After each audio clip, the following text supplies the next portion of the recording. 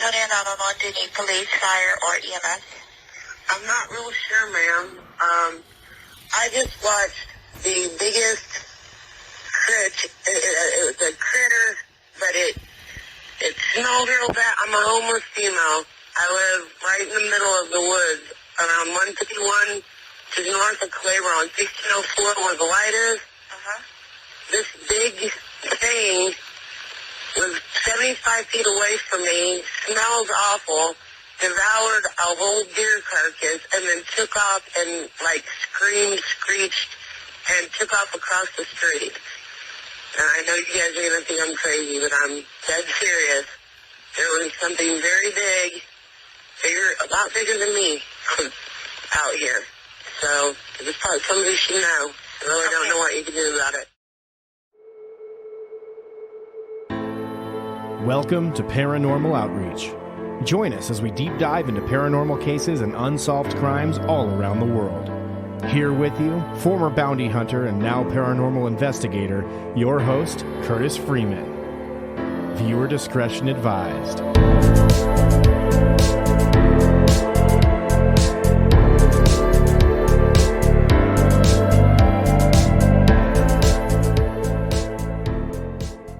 Hello, hello. Thank you today for joining us on Paranormal Outreach. You have heard it, ladies and gentlemen. We have a special guest here today, Miss Tia Lane. Yes, from Southern California. She's here to tell us an amazing story. So please, whatever you're doing, stop what you're doing, sit down and listen, because this is going to be awesome. So, without no further ado, your host, Curtis Freeman, would like to introduce Tia Lane to the show. How are you doing, Tia? Great. Thank you. Now, for the audience, what nationality are you? I'm a Mexican. Okay. Mexican white. Okay. My people came from the Yaquin Valley 5 generations ago to Southern California. We've been in Southern California for 5 generations. 5 generations. And yes. You're from Southern California. And how's the weather down there? Oh, hot. It says to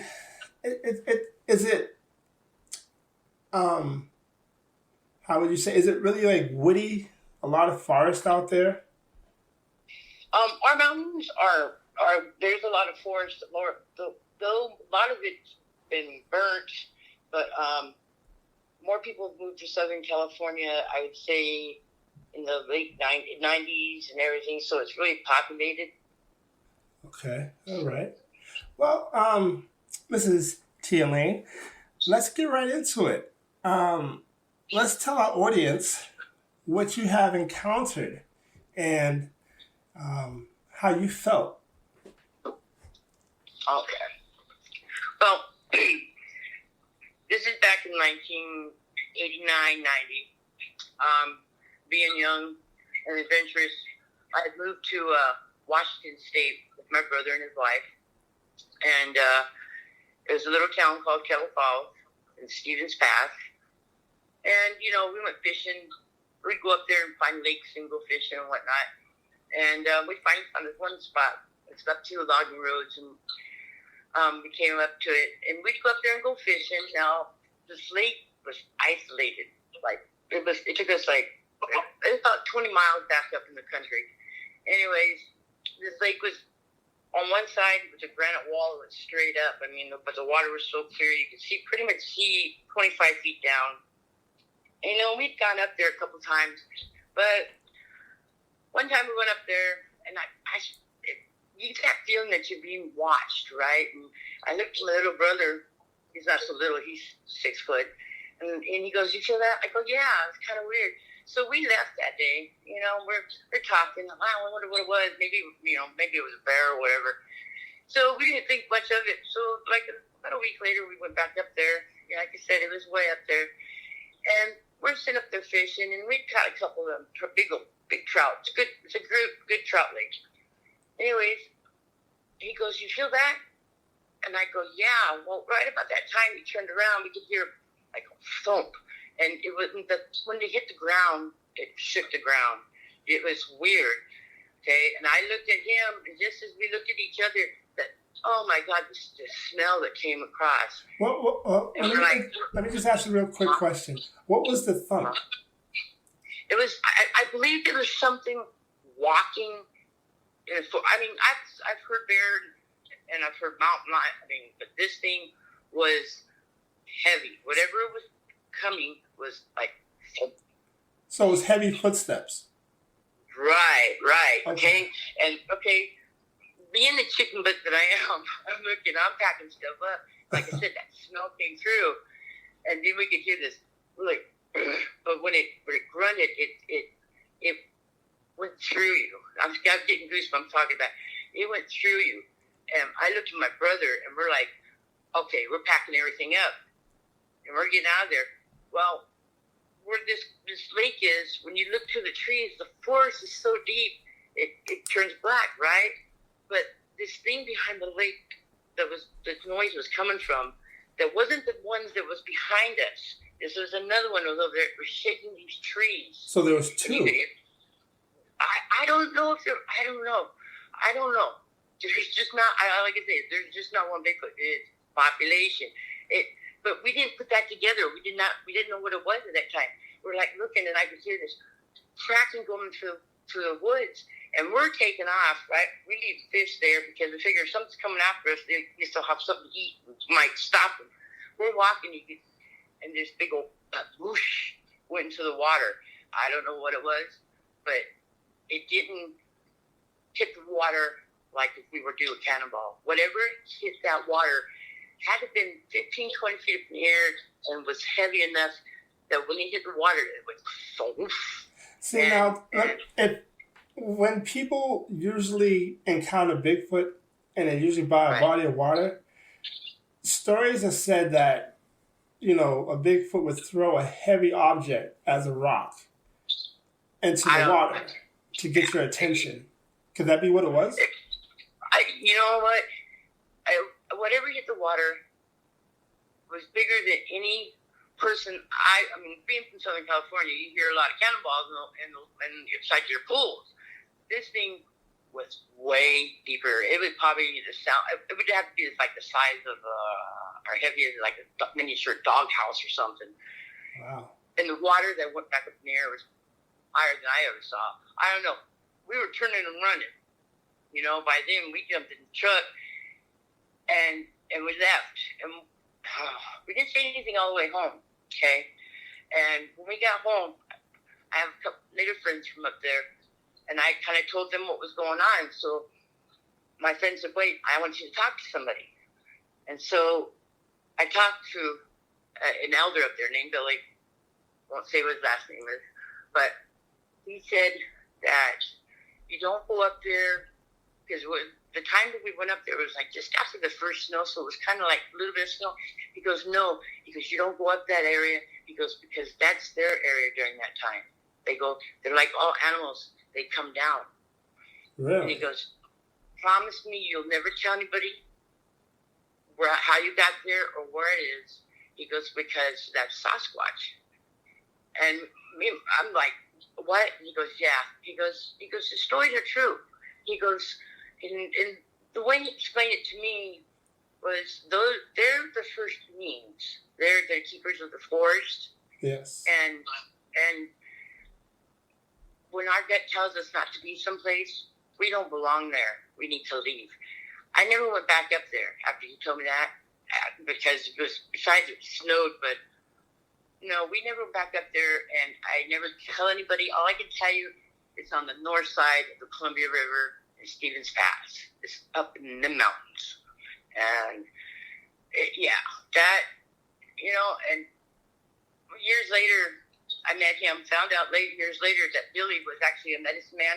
And he came down to the reservation that I eventually started working at, the tribal school. And he asked me, we met up again, he goes, "Come see me." And I went and saw him after work.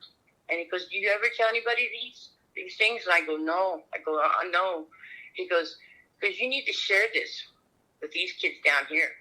He goes, "Because beings like this are still in their mountains up here, but they don't know that.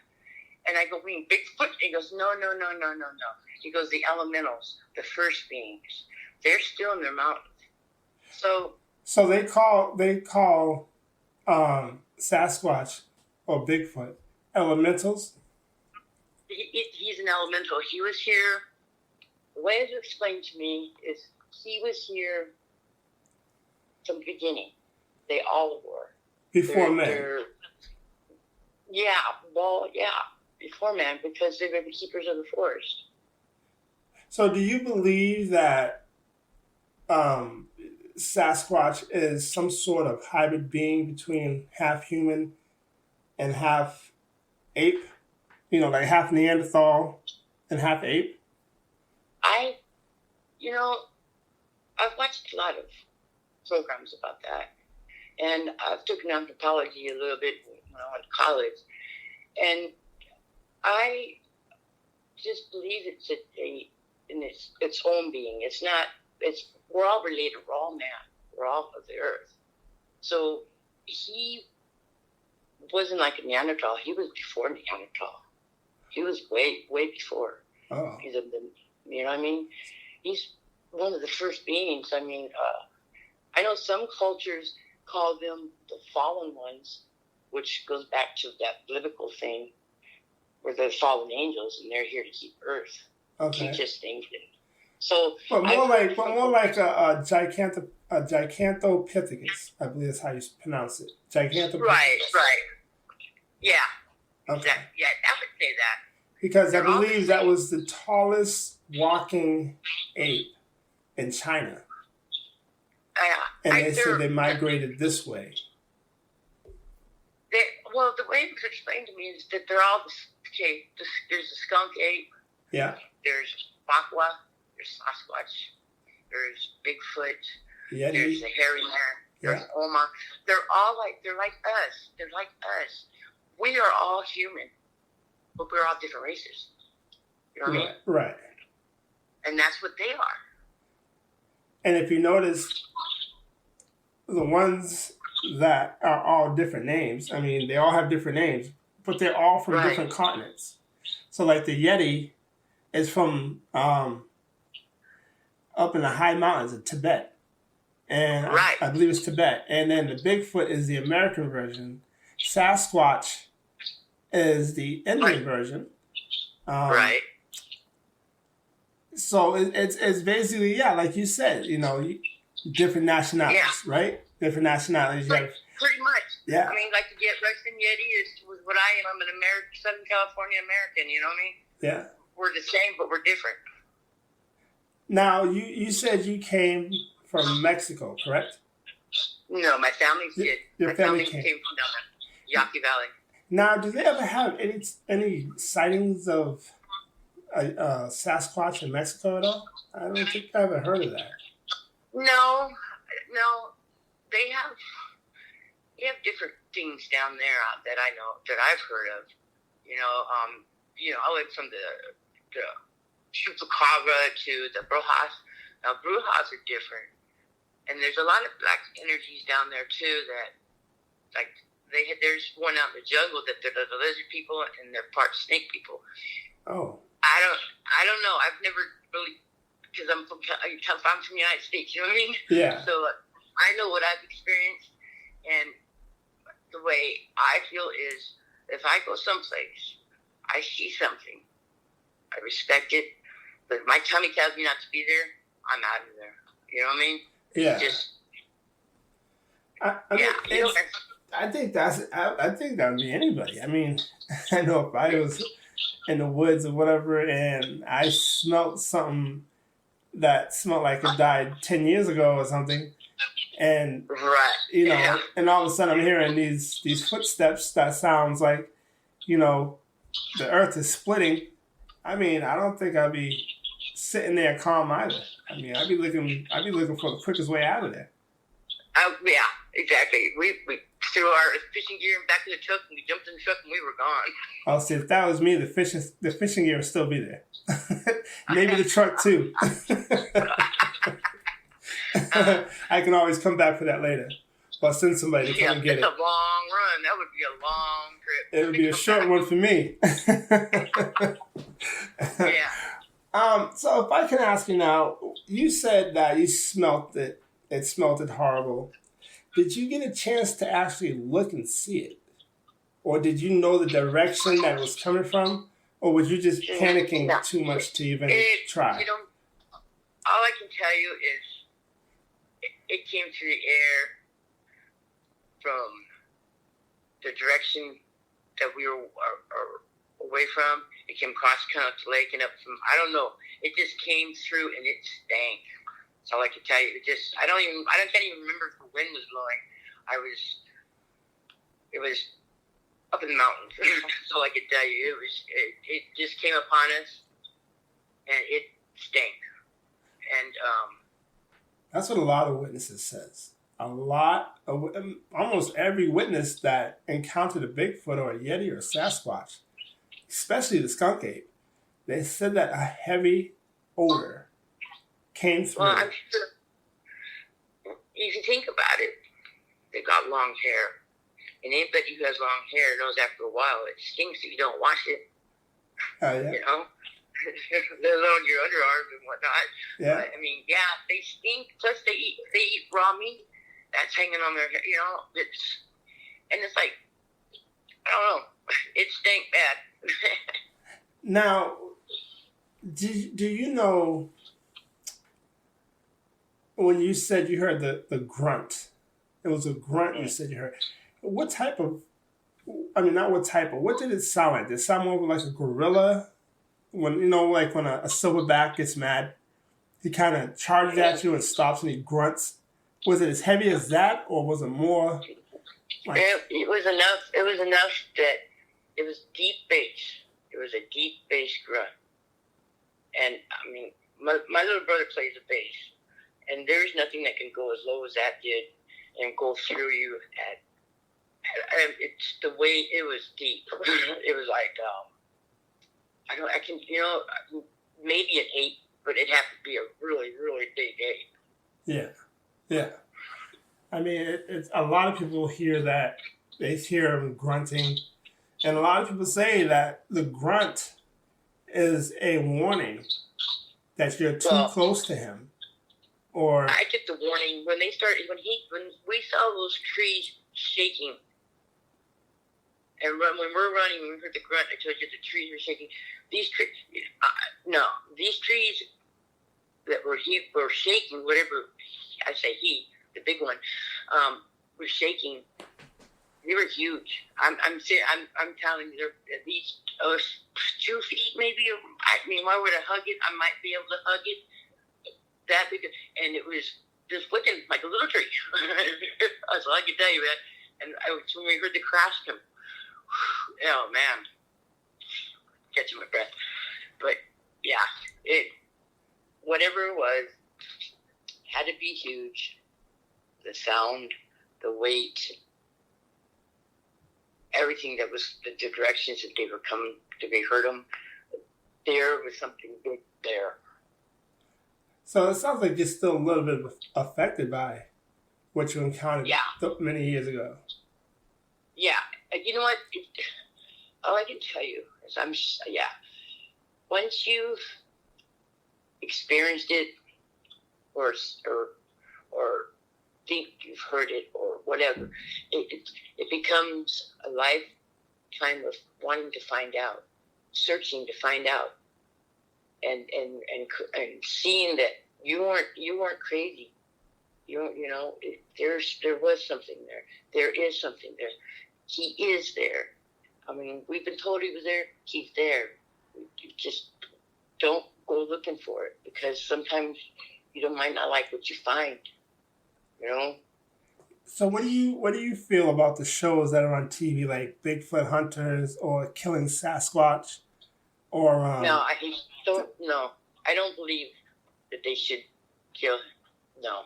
The only one I think who has maybe the remote possible chance of finding him would be that Survivor Man guy. Yeah, Survivor because Man. He thinks outside the box. You know, I remember.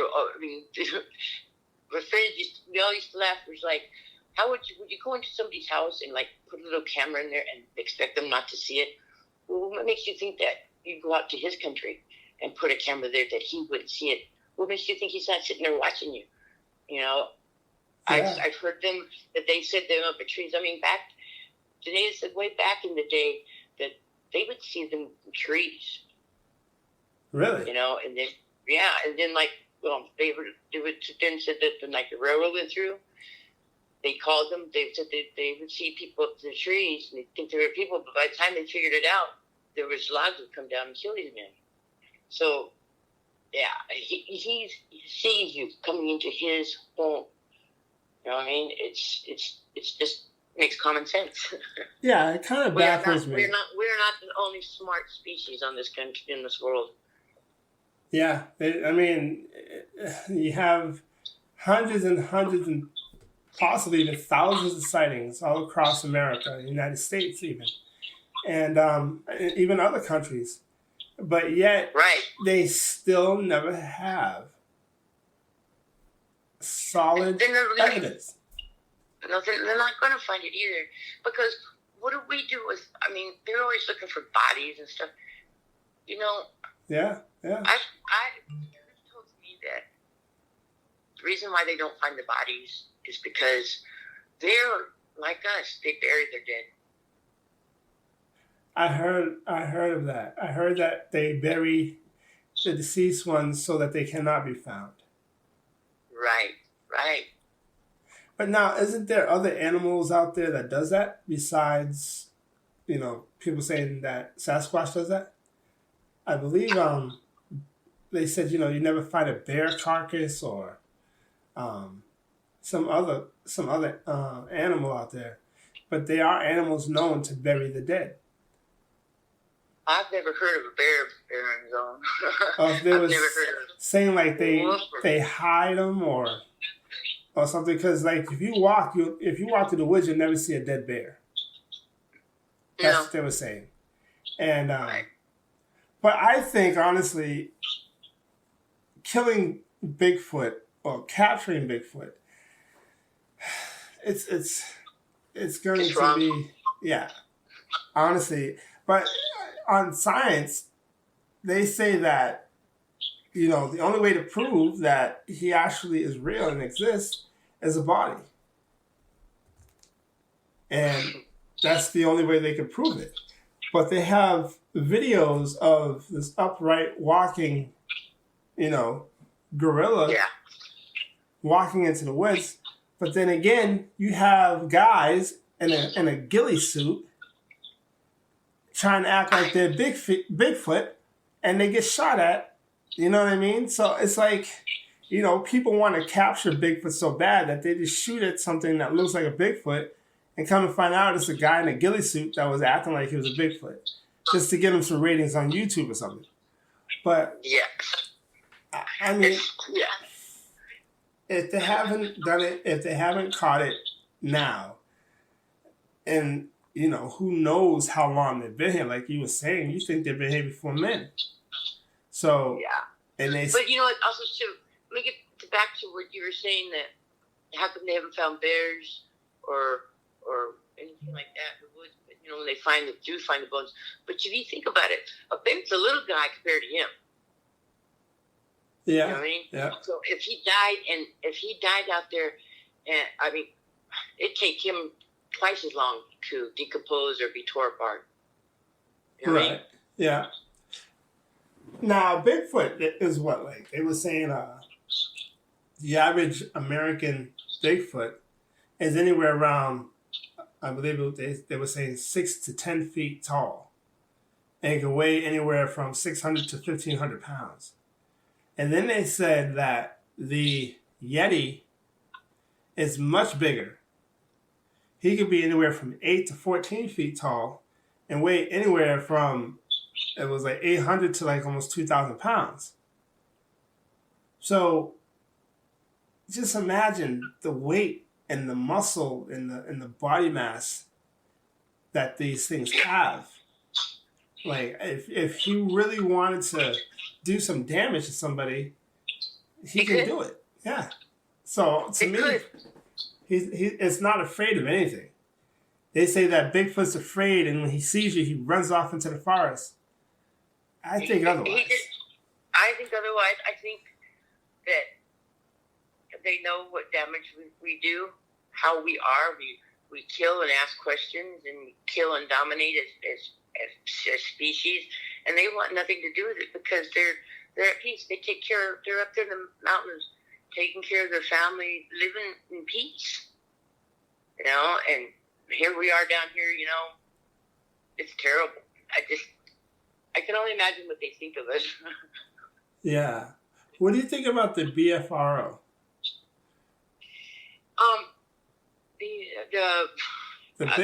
The Bigfoot Research Foundation. Yeah, I started watching that program when they first started coming out with with Bobo and they're on TV. Yeah, Bobo. Yeah. Yeah. I think that's kind of corny, actually, because there's things that they try to do, and there's much movement and camera out there. They're never gonna find anything. Now I have some differences where, they do what they call the Bigfoot howl, and Right. they sit there and they howl and they howl and they howl and they hope for a Bigfoot to return the call. So you're sitting there just yelling at the top of your lungs, hoping that a Bigfoot's going to return the call. But then Right. I seen evidence where people would use speakers, much louder speakers, and they would use that Bigfoot howl, and actually something does return a call. Well, that's because it's equivalent. Humans hooping and hollering, it'd be like little puppies compared to a big old Great Dane. You know what I mean? Uh-huh. Yeah. You got to sound like a Great Dane just to intimidate a Great Dane. You know what I mean? Or even, yeah, I would see them getting answers with speakers. I definitely would. Yeah, and it was quite amusing how when they did that, the Bigfoot supposedly returned that call, but it sounded like it was coming miles away. And you can hear it, and you can hear it clear as day. Even the guy on the show said that sounded like it's about a mile or a mile and a half out. So to be able to sit there and yell out a return call, you must have some huge lungs to be able to put out that much.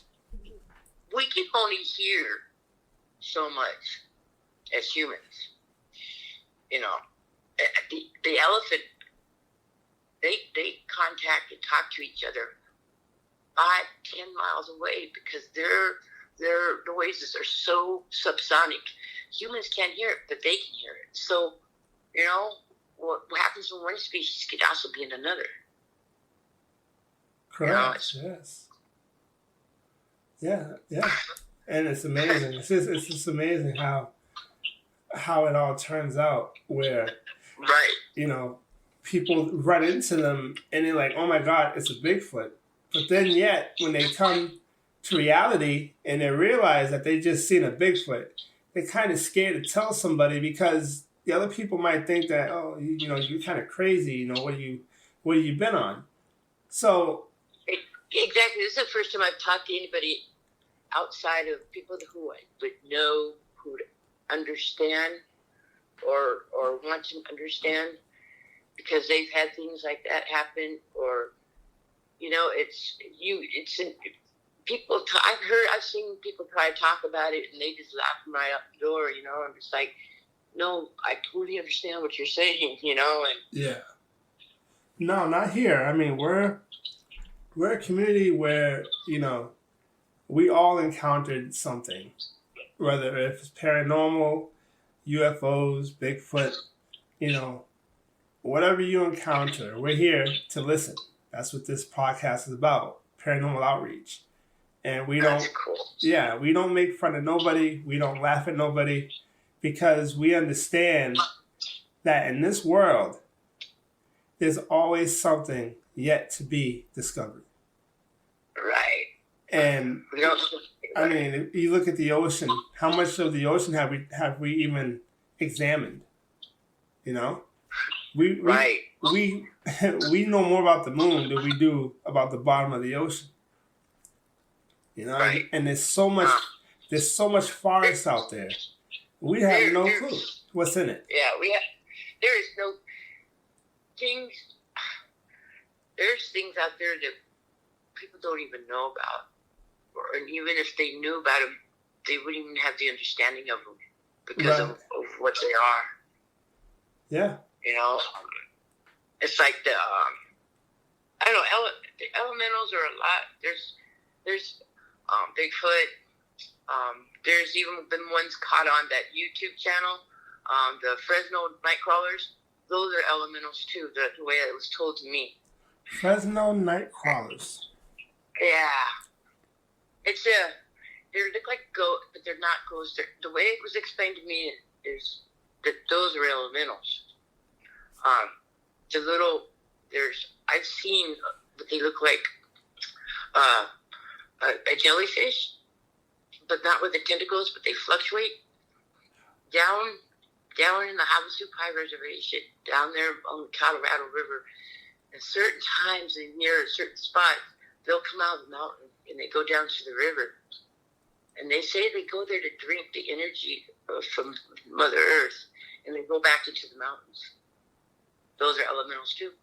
Are those the white shadow looking or white little figures? They're all white. Right. And some of them have been caught on tape. I don't know. All I know is what I saw. But yeah, there's so many things out there in the world that we don't even understand. And man, being the way we are, we think we know everything. But no, there's things we don't even know about. Right. I mean, now let me ask you a question. I don't want to stray too far from Bigfoot, but this is on another realm of it. What do you think about the little people? The little people. Yeah, the little people of the forest. We have the little people in our mountains that have been explained to us that are the keeper of the gold up there. That we've had miners go up there to try to get them the gold and not make it up because of the little people. Okay, now I don't know. That's what I was told. Miners went up there to get gold, and they didn't make it down. They had found gold, and the little people at night came and got them, and took the gold back to the mountains. Okay, now listen, I'm a teacher, so I had to go back up there and find out with me and our science teacher, and we found out that there were little mushrooms that look like little people at night. They open up, but then they close because of the sun. Okay, that would entail that, but it doesn't explain how come these miners that died up there. You know, and there's a lot of weird, there's like the legend of Taquis, and there's a lot of things we don't know out here, and people laugh at the Native American people and their stories and stuff, but there's a reason, there's a story, and there's it's always based on the truth, you know, and it's passed down by oral tradition. There's a reason why it's passed down by oral tradition. It's because they need the next generation to know. Yeah, I mean, every legend, every story, every myth generates from some sort of truth. Right. Yes. You know? I agree with that. And they say that so another thing on Bigfoot is that they say that Bigfoot comes from a different parallel dimension, and that it crosses over to our dimension. Yeah, I've heard that. Yeah, what do you think on that? I don't know. I don't know. I can't know. I do know people say that they just disappear and whatnot. Yes. Yep. But it's their land. They should be able to disappear. I mean, the camel. I mean, I can't even begin to cross that path because I know I've heard that there are different dimensions and this, that, and other thing. That the UFOs had something to do with it. Yes. But what makes you think the UFOs are really all of them are from another galaxy? What if they're not from this place, from Earth? But we just don't know about it. So they're there's so much unexplained stuff in the world. I feel that we'll never know. Really, we won't know the truth. They say that that there are UFOs here on Earth, underground. Yeah, I believe that. I totally believe that. And the United States government is working right alongside of them. And so... Yes, I would believe that. I mean, being from Southern California, there's been too much naval reports and different things that have been happening out there, by Catalina and whatnot. And it drops off, the shelf drops off right down there, and it goes thousands of feet. And they, we like you said, we don't know the bottom of our ocean. Now, these beings come from a different galaxy, seriously. Uh-huh. When they travel from space, the pressure of water is nothing to them. You know what I mean? Yeah. Yeah, they say that these UFOs, which is now called USOs because it's called unsubmergible objects. Yeah. And that, they go in the water and they move just as fast as they do when they're flying in the sky. There's nothing slowing them down underwater. There's no type of lag or pull. I think they've come from another place. Their technology, they're flying through space. And the pressures of all that, like I said, our Earth atmosphere, our water pressure, this is nothing to them. They could, you know what I mean? Yeah. They call That's them. what I think. They call them skippers because they said that they go so fast. It looks like they're just skipping through water. Yeah. I see that. I saw the fighter pilots were looking at. I was like, dang. Oh, you saw the one with the fighter pilot, and they call it the Tic Tac. Yeah. Yep. Yeah. That was amazing.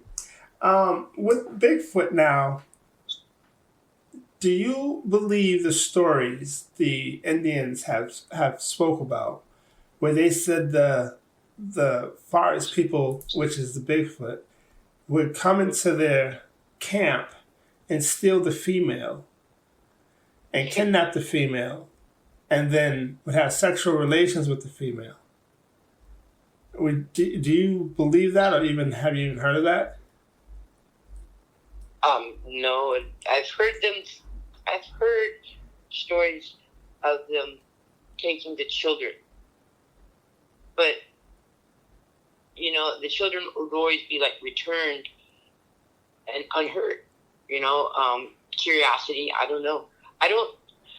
I'm sure there's some clans out there of the Bigfoot that are vicious, just like there's some people that are vicious.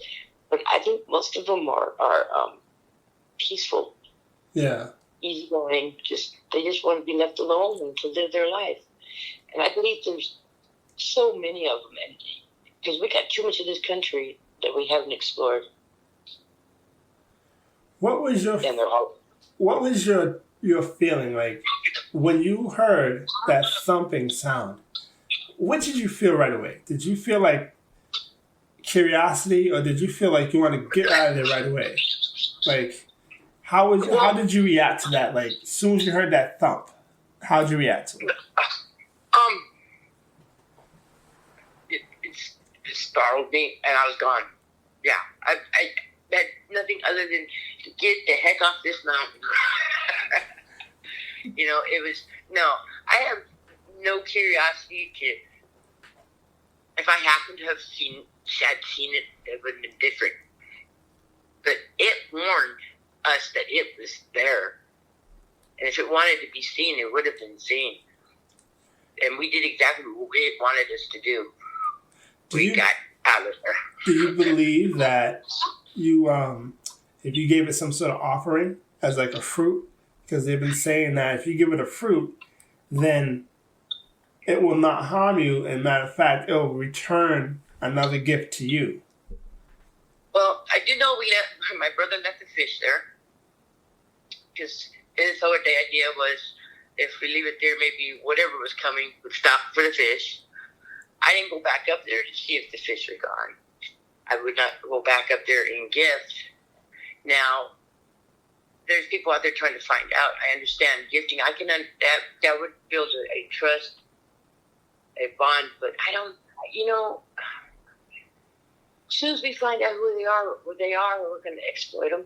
Yeah. As soon as we find out, we're gonna put them in the zoo, or we're gonna make a park around them and Use them as some sort of like sideshow or something. Right, that's what they're gonna do to them. Well, that's what they've been doing. I mean, look at all the hoaxes where they said they had a Bigfoot body, and they've used it as a sideshow to get money. Exactly. That's all it is. I mean, there's people out there who are curious, and the natives don't want you saying where you saw it. That's why I just tell you the basic area, because the more information that's out there, the more chances of them being found, and that's taking away their beliefs. That's one of their beliefs. They're the keeper of the land. Why would you take away the keeper of the land? It makes no sense. It'd be like taking the cops out of town. It'd make no sense. You know what I mean? Yeah. Yeah. Now, do you believe that there are rogue Bigfoots running around? So, like, in other words, like, they were saying that, like, these Bigfoot have clans. And they have clans. Right. They usually travel in, like, a family. The mother, the father, the young ones, and everything. But sometimes when the clans get too big, they push either the alpha male out, or they push the young one who has a potential chance of becoming an alpha male. They push him out, and he becomes a lone wolf, basically, a rogue Sasquatch or Bigfoot. Now, do you believe the ones that people are seeing are the rogue Bigfoots? No, probably some of them. I gotta say, probably some of them. A lot of them that they do see are the ones that are probably like. If you look at man, it's like we have sentries out there protecting our families. So why wouldn't they have somebody out there watching over it to make sure nobody's going to come? Because what would be worse than having you all come back to sleep and then have a man walking into your place? You know what I mean? No. But as far as the rogue ones, even our young men as humans strike out on their own and go and get in trouble and do stupid stuff. And, what makes them any different? I mean, I believe that they are just smart, if not even smarter than humans are in certain things. So, I mean, from hearing how you speak of them, it sounds like you are phrasing them more towards of a human, like. They are. They're. Look how long they've been not captured. They're there. They're there, and the more we look for them, the farther back they're going to go. And if we ever were to be able to communicate with them, we're going to blow it. We are, because we're going to push them away. Just like we do all these other species, we eventually just eliminate them. Yeah. I mean, a lot of people say, if you watch the stories, a lot of people say, yes, I ran into a Bigfoot and I had my 30-06 and I was getting ready to shoot it. But I just couldn't pull the trigger because it looked so human. Because their eyes. Yep, I've heard that because of their eyes. Yeah, I looked dead in their eyes and I couldn't do it, and it looked just so human. And there was one particular incident, I forget the location, but it was a guy who was hunting, and he said he shot and killed 2 juvenile Bigfoots. And when he went over there, he said one of them was still alive and it was crying. He could see the tear coming out of his eyes. But he said it wasn't human, but it looked so human that he felt so guilty. And I believe he shot it again to put it out of its misery.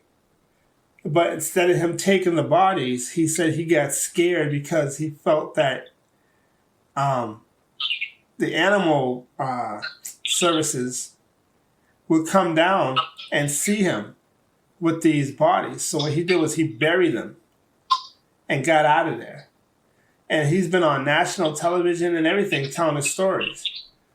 So when finally somebody said, okay, let's prove that you shot a Bigfoot. When they went back to the location, the bodies wasn't there, but a patch of hair was. So they took the hair, bagged it up for evidence, and shipped it out to a laboratory, and it came back as a bear. So he went frantic and was like, no, it wasn't a bear. It was a Bigfoot. I know what I shot. I shot 2 of them, and I killed 2 of them. They were Bigfoots. And I knew I had to get out of there, not because of the animal service, but also because if there were 2 juveniles, the mother had, or father had to have been somewhere nearby. So I got out of there. That's right. Yeah. They came and got their bodies. They probably came and got their bodies and took them away. But, yeah, I heard a story about that, too. I heard something like that. And they went back and they don't travel around by themselves. Like you said, they're the rogue one once in a while. But they're family, and they look at peace.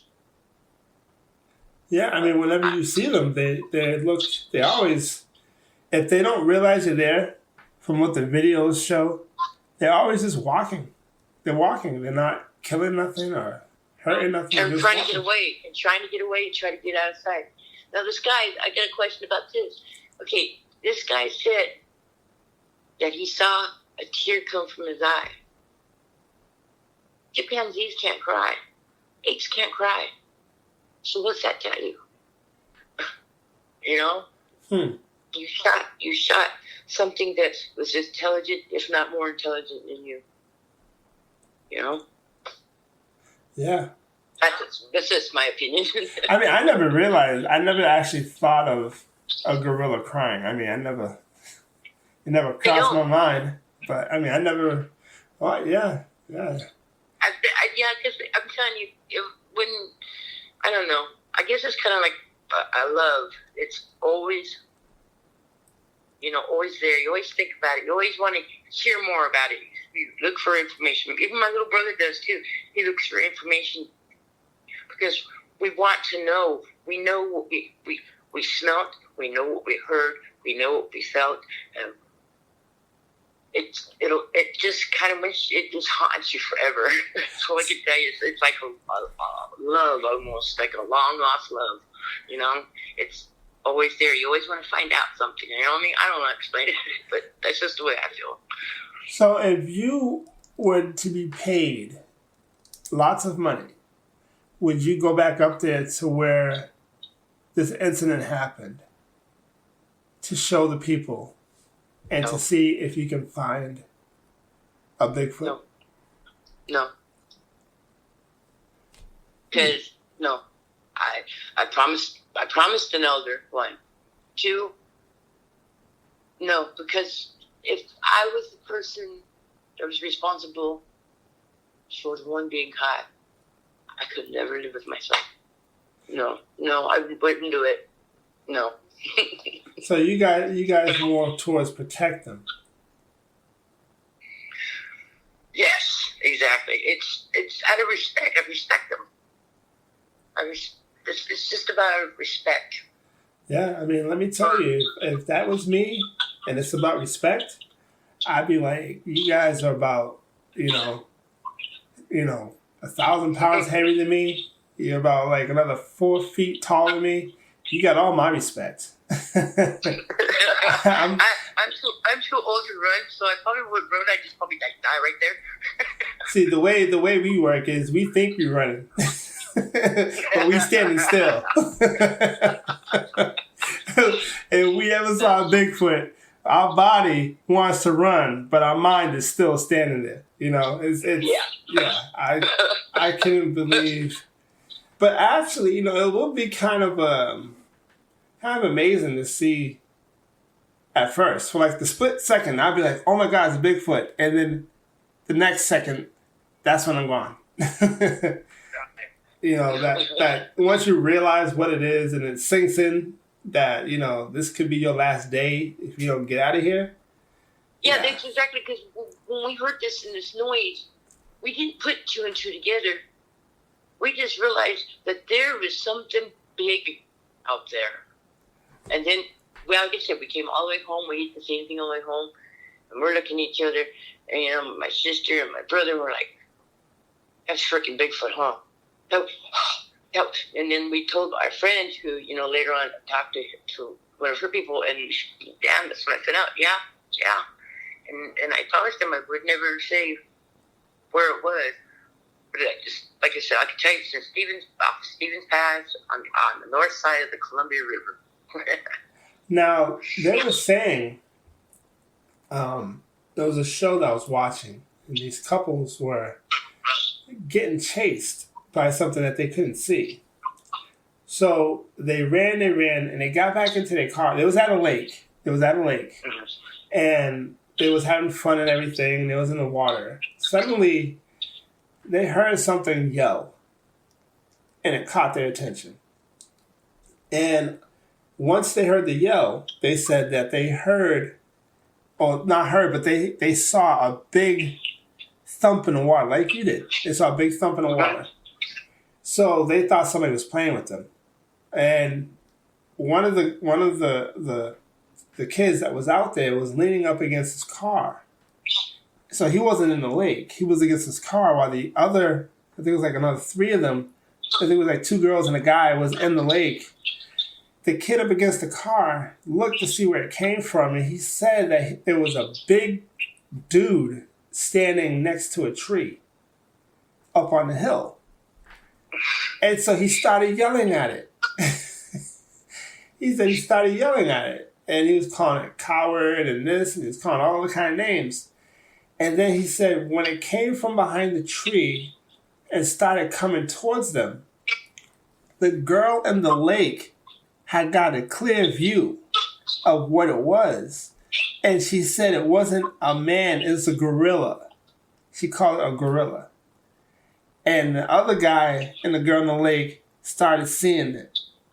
And so the kid at the car, he said he couldn't see exactly what it was because the sun was in the way. But once he moved over and he saw it, they all freaked out and said it was a huge gorilla running down the hill at them. And every time this gorilla would take steps, they said the ground would shake. Yeah, I can believe that. And so they said they didn't dry off or nothing. They left everything there. They jumped in the car and took off. And while they were driving down the trail, getting back to the main road, they said when they look over to the right, this gorilla was running alongside the car. And he said that they had to have been going at least 30 miles down this trail. He goes, it was hitting every hole, every rock, everything, going down this trail, but this gorilla next to them was keeping up with the car. And they said it had to have been between 8 to 10 feet tall. I can believe that. As far as I know, a gorilla doesn't run upright. No. When a gorilla, it charges you on all fours. Right. And no, that was definitely probably a Bigfoot. It would have to be one, because they take down moose, deer by just grabbing them and snapping their neck. Yes, I heard that. Trees stuck upside down up there in Washington State. Trees stuck upside down. My brother I came back to California. He went to to Alaska. He was crazy, but he said even up there, the trees are upside down. He goes, it's this thing is so strong, and if it's that strong upper body, the lower body's got to be just as big, just as strong. You know. I mean, pushing all that weight, it has to have some sort of a lot of strength. But another thing is, me and my wife went to a state park. And inside the state park, they had these trees, skinny trees, branches, but they were thick. They were really thick, and they were literally bent. Snapped. Yeah, they were like bent, like, and it looked like, you know what it looked like? It looked like they was making some sort of nest, like an igloo made out of trees. Oh, okay, yeah. So they would take a really thick tree and bend it all the way down and intertwine it with other trees. And it'll look like some sort of igloo. Now, I said to my wife, I'm like, that's weird because look how thick these trees are. Yeah, it was probably a nest. You know? It was probably, yeah, especially when the trees are bent and they're curved. There's nothing else out there that will do that. No, I mean, let me tell you, I said to my wife, like, we need to step back because if one of these trees was to come out of this little interlining little thing they have going on here, it can hit one of us and we would go flying. That's how thick this tree was. If it was to get out of it and come back up and hit one of us on the way, we would go flying. Yeah, like a basket. We'll them like a basket. Yeah. So whatever did this had massive amount of strength. It must have been very powerful because these trees were thick.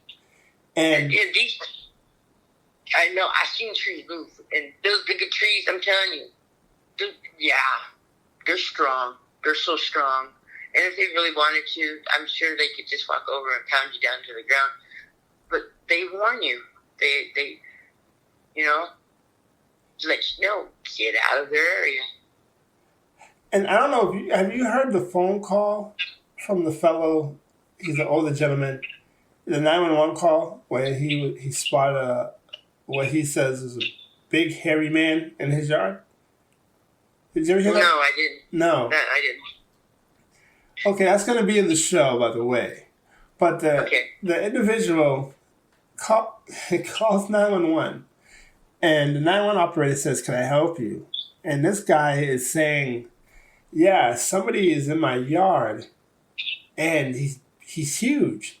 And so the 911 operator thinks that it's probably like somebody about to rob the house. But this guy is huge. He's at least 7 feet tall, 400 pounds. Like he couldn't explain what it was, but he said it was tall, it was hairy, it was black. Tall, hairy, and it was black. And it's about 7 feet tall, 400 pounds. I mean, if you're trying to explain that you're looking dead at a Bigfoot, and the Bigfoot is not even recognizing you, or even know your presence is there, and you're trying to explain to the 911 operator, I mean, you're drinking or something, or yeah, and the 911 operator, she thinks it's a human. She thinks it's a guy. She just thinks it's probably an ordinary guy in the yard going through the trash. But this guy's trying to tell her this is no man. This is some beast looking thing. I don't know. He keeps saying, I don't know what the hell he is. Dude, it's huge.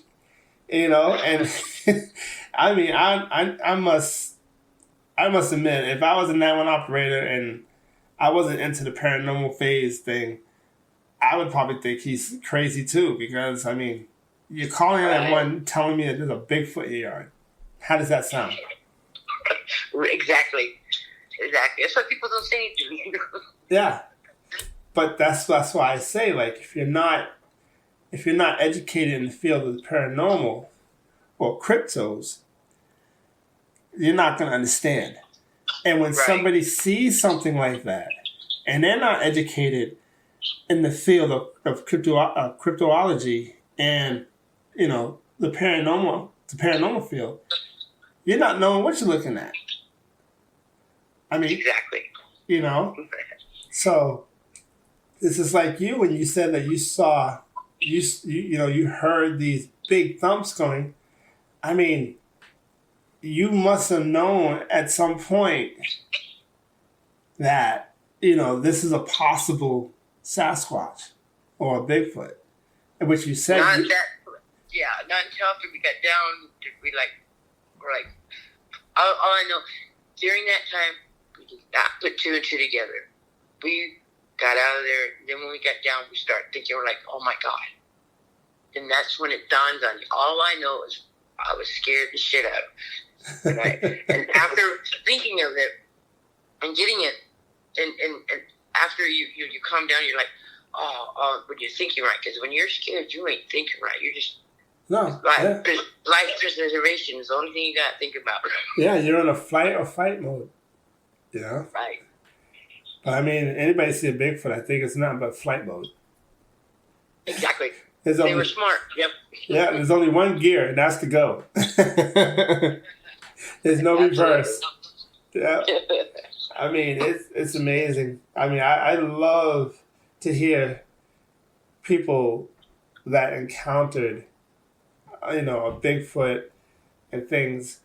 I love to hear their stories because, you can't get past when they talk about it. You can't get past the fact that they put the emotion and they put everything into their stories, And it's not like, they're looking on YouTube and they just want to talk about something. I mean, it's, when somebody sees something because they put feelings behind it. Well, yeah, I got to say, you can't tell the story without feeling behind it because it scares you. Exactly. That's how somebody actually encountered something, But I have another question before we end the show here. People talk a lot about fairies. Now, they say fairies are evil, and some of them say fairies are good. Do you have any input on that? Like fairies in the woods. The ones that you see in the woods. Yeah. I believe for all of the bad, there's a good. There maybe there are. I don't know. I've heard of stories of fairy stuff, but those I would think would be considered elementals because they would have to have been here before us. Yeah. So for every good one, there's got to be a bad one, So yeah, I believe that there's things like that. Like I said, we don't know everything in the world. So for every, how you say, like a Bigfoot or a fairy or the little people of the forest, you refer to all of them as elementals? Yeah, because they're here before us. We don't know what they are. They were here before us. Until we know what they are, that's what they're the element of life, and they're the keepers. And until we can understand that, that's the way I always refer them to. I like that. It's like people say ghost. A ghost, a spirit. It's energy. When we die, our energy is released. Correct. That energy is seen in different people see it different ways. Yeah, and we become elementals because we're energy. I like that. I don't know if you understand that. It's like, but that's just the way I believe it. Yeah, I mean, I understand exactly what you mean. Like I said before, I'm a paranormal investigator myself, and I just had a guest on yesterday, and she is a medium. Her name is Julianne Thompson, very good friend of mine, and we work together a lot in paranormal investigations. And we were talking about the fact how you can be standing in a spot, and a spirit could be standing right next to you, and you'll never know it. But you feel the energy. Right. That's what you feel, is the energy. And that's how you know that there's something in the room with you. But we was also talking about different dimensions alongside of each other. Right. But what is energy? Energy is a vibration. Right?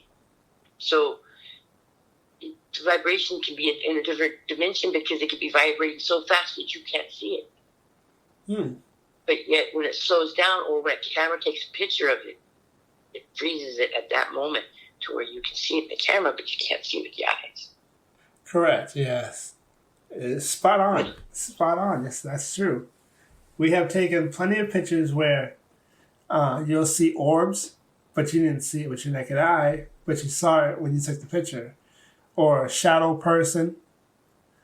It's like dogs and cats can see things that we can't. It's because they see different than we do.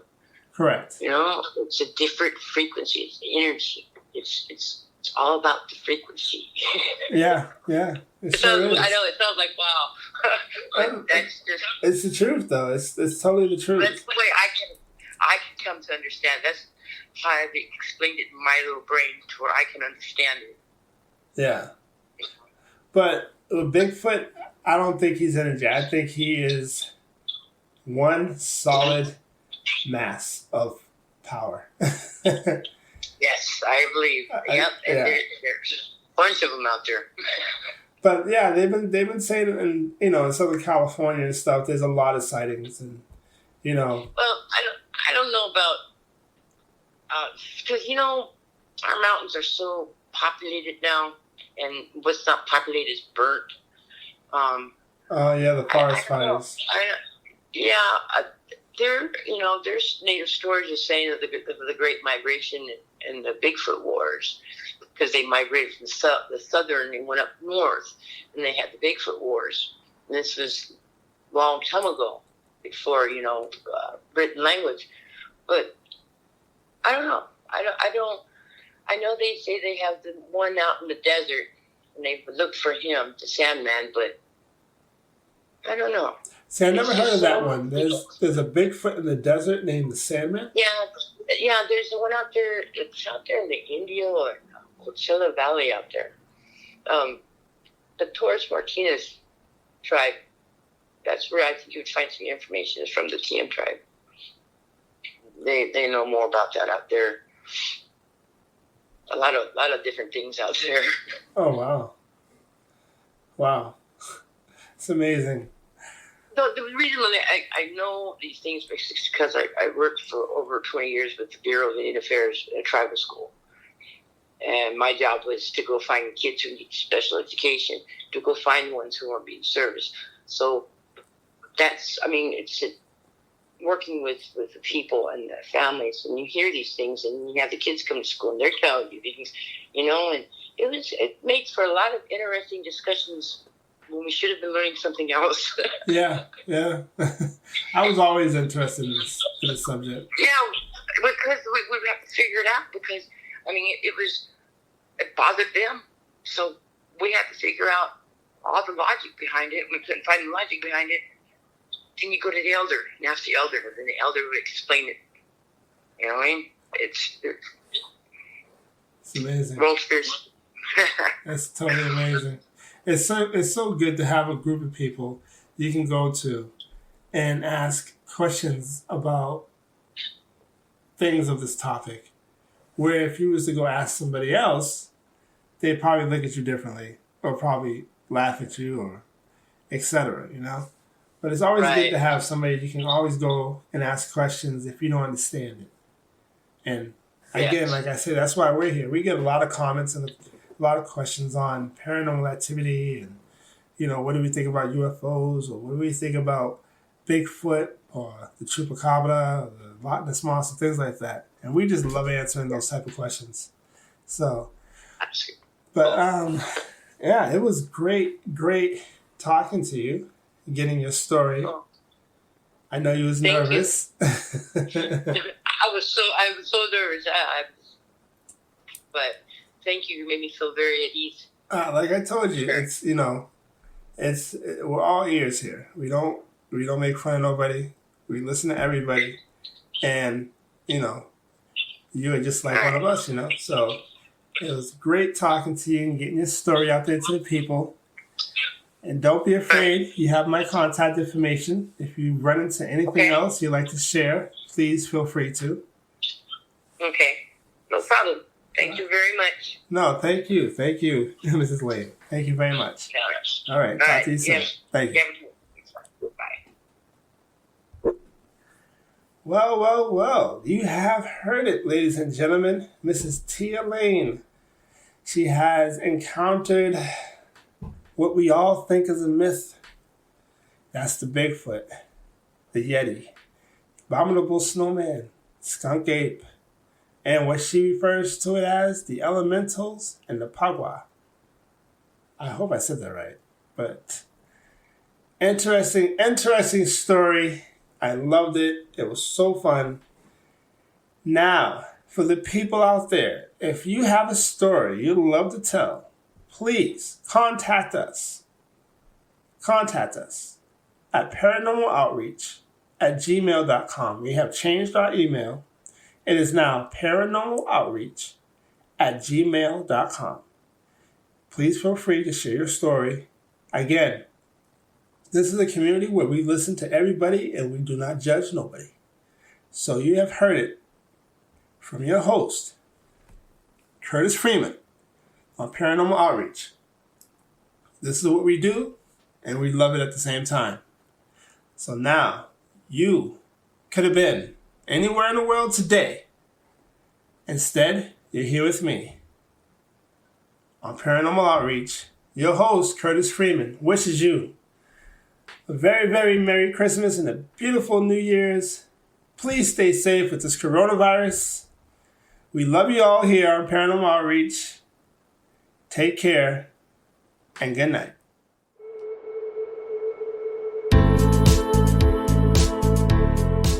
You've been listening to Paranormal Outreach with your host, Curtis Freeman.